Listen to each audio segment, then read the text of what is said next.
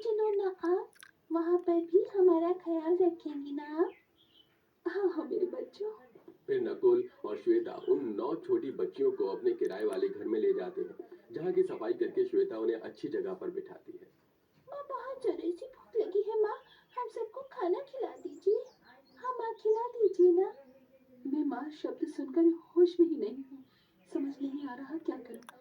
मेरी 9 बच्चियाँ मुझे माँ कहकर पुकार रही हैं। तुम खेलो, मैं अभी तुम्हारे लिए झट से खाना बनाती हूँ। माँ, माँ आप मुझे खाना खाना है, मुझे खिलाओ ना। मुझे भी माँ, मुझे भी और भूख लगी है। चिंता मत करो, मैं सबको खाना खिलाती हूँ। ये लो तुम भी खाओ, और तुम भी, जितना मन है उतना खाना। वो 9 कन्या कुछ दिन श्वेता के साथ रहती हैं और श्वेता उनका ख्याल रखने में इतना व्यस्त हो जाती है कि पिछले कुछ दिनों में मिले गम को वो भूल जाती है। और तभी 9 मासूम कन्याएं देवी का स्वरूप ले लेती हैं। पुत्री, दुर्गा माँ, आपके 9 दिव्य रूप, क्या सच में आप 9 रूप में मेरे साक्षात सामने हैं? हाँ मेरी पुत्री, तुमने जितना कष्ट सहा है, इतने में तो माओ भी प्रिया हार मान जाती है। लेकिन तुमने अपनी श्रद्धा भक्ति पर विश्वास रखा और उन पेड़ पौधों में भी पानी दिया। उसी के जरिए हम तुम्हारे पास यहाँ आए हैं। सिर्फ तुम्हारे नवरात्रि नहीं, जितनी भी तुमने व्रत पूजा की है, आज तुम्हें उन सब का फल जरूर प्राप्त होगा। और मैं तुम्हें ये आशीर्वाद देती हूँ कि तुम्हें संतान सुख की प्राप्ति हो और दीर्घायु हो। सच माता रानी, आपकी जय हो। आप सच में सच्चे दिल से भक्तों के पुकारने पर जरूर आती हैं, और आपने तो मुझे अपना कन्या रूप में दर्शन दिया है। आपकी सेवा करने का मुझे मौका दिया है। मैं आपका कोटि कोटि धन्यवाद करती हूँ दुर्गा माँ। हमें आशीर्वाद देने के लिए दुर्गा माता आपका कोटि कोटि धन्यवाद करते हैं। देखना, तुम्हारी सास भी तुमसे बहुत ज्यादा प्यार करेंगी। कोई तुम्हें ताना नहीं देगा। मेरी बच्ची, अपना ख्याल रखना, और मैं चलती हूँ। ये कहकर दुर्गा माता दोनों को अपना आशीर्वाद देती है और श्वेता के सिर पर हाथ रखने से वो गर्भवती होने का आशीर्वाद प्राप्त करती है। और मात्र कुछ ही दिनों में उसके बेहोश होने पर नकुल को चिकित्सक से गर्भवती की होने की खुशखबरी मिलती है। फिर दोनों घर लौटते हैं। माँ पिताजी, अब दुख के दिन गए और आपको मेरी श्वेता को बहुत प्यार करना पड़ेगा। तू तो यहाँ से चला गया था ना, तो क्यों आया है, और हम उसे प्यार क्यों करें? अरे वही तो।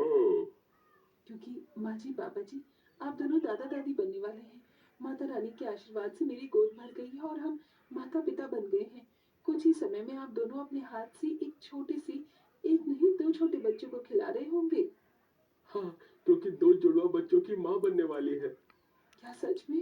मैंने सही सुना कमलेश जी, मैं दादी और आप दादा बनने वाले हैं। हाँ सुलोचना, हम दादा दादी बनने वाले हैं और हमें बहुत पछतावा है कि हमने बहू को न जाने क्या क्या कहा था। मुझे माफ कर दो, मैं तुझे बहुत बार बांझ बोला था, पर अब तो देखना दुनिया की तुझे और बच्चों की सारी खुशियाँ दूंगी। ये कहकर सास अपनी बहू को गले से लगा लेती है और उसके गर्भवती समय में उसका बहुत अच्छे से ख्याल रखती है। और 9 महीने बाद माता रानी के आशीर्वाद से श्वेता जुड़वा बच्चों को जन्म देती है, जिसके बाद श्वेता का परिवार सुखी सुखी रहने लगता है। अरे, ये कितना बड़ा और अजीब घोंसला है। आज से पहले मैंने इतना बड़ा घोंसला कभी नहीं देखा। जरा इसे सीधा करके देखता हूँ। क्या पता इस घोंसले के नीचे चिड़िया के अंडे रखे हो या चिड़िया के बच्चे फंसे हो। विकास उस चिड़िया के घोंसले को पलट कर देखता है और जैसे ही वो घोंसले को पलटता है, उस घोंसले में से एक तेज रोशनी निकलती है और अपने आप विकास उस घोंसले के अंदर खींचा चला जाता है। और कुछ ही देर में विकास एक अलग ही दुनिया में पहुंच जाता है, जहां वो देखता है कि पूरा गांव घोंसले का बना है और वहां सभी के घर भी घोंसले के बने हैं और सभी इंसान घोंसले में ठीक उसी तरह अपना जीवन जी रहे हैं जैसे चिड़िया घोंसले में अपना जीवन जीती है। अरे, ये कितना अजीब गांव है। ये मैं किस दुनिया में आ गया। यहाँ पर तो सभी के घर घोंसले के बने हैं। यहाँ तक कि गांव की हर चीज घोंसले की बनी है, चाहे वो कुआं हो, घर हो, स्कूल हो, दुकान हो। यहाँ तक कि यहाँ पर गाड़ी भी घोंसले की है। आखिर ये सब कैसे यहाँ यहाँ जीवन जी रहे हैं। विकास को कुछ समझ नहीं आ रहा था कि वो कहाँ आ चुका है। अब विकास गांव के और अंदर जाता है और गांव के एक आदमी से इस बारे में बात करता है। अंकल, ये कैसा गांव है? इस गांव का नाम क्या है? मुझे कुछ समझ नहीं आ रहा। आज से पहले मैंने इतना अजीब गांव कभी नहीं देखा। यहाँ पर सब कुछ घोंसला का बना है। आखिर आप सब इस घोंसले में कैसे रह रहे हैं? बेटा, पहले हमारा गांव भी अस्तित्व में था और बाकी गांव की तरह साधारण ही था। पर 50 साल पहले कुछ ऐसी घटना घटी कि हमारे गांव का अस्तित्व ही खत्म हो गया और हमारा पूरा गांव जादुई घोंसला का गांव बन गया। क्या? जादुई घोंसले का गांव? इसका मतलब यहाँ पर जितने भी घोंसले के घर हैं वो सब जादुई हैं। हाँ, सही सुना तुमने। जादुई घोंसले का गांव देखना चाहोगे? हमारे जादुई घोंसले के गांव में सब कुछ जादुई है। हाँ हाँ अंकल, क्यों नहीं, मुझे भी देखना है ये गांव कितना जादुई है। और आप सब जादुई घोंसले में कैसे रहते हैं?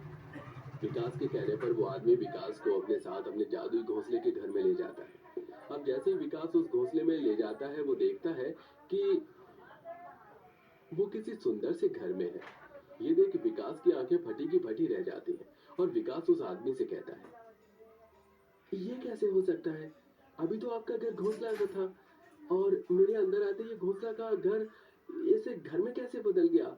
बेटा, तुम्हारी बातों से लगता है कि तुम इस गांव के नहीं हो, तभी तो तुम इतना हैरान हो गए। क्यों जी, आपने इसे बताया नहीं कि हमारा गांव जादुई घोंसला का गांव है? बेटा, ये घोंसला सिर्फ बाहर से घोंसला लगता है, पर अंदर से ये घोंसला बिल्कुल घर जैसा है। मैडम, बहुत बारिश होने वाली है, कृपया घर का दरवाजा बंद कर ले, वरना घोंसले में पानी भर जाएगा। अरे, ये आवाज कहाँ से आ रही है? ये आवाज हमारे जादुई घोंसला के घर से आ रही है। हमारा घोंसले का घर जादुई है और ये घर बोल सकता है और सुन भी सकता है। यहाँ तक कि हमारा जादुई घोंसला का घर वाटरप्रूफ है। और तो और जादुई घोंसले के घर में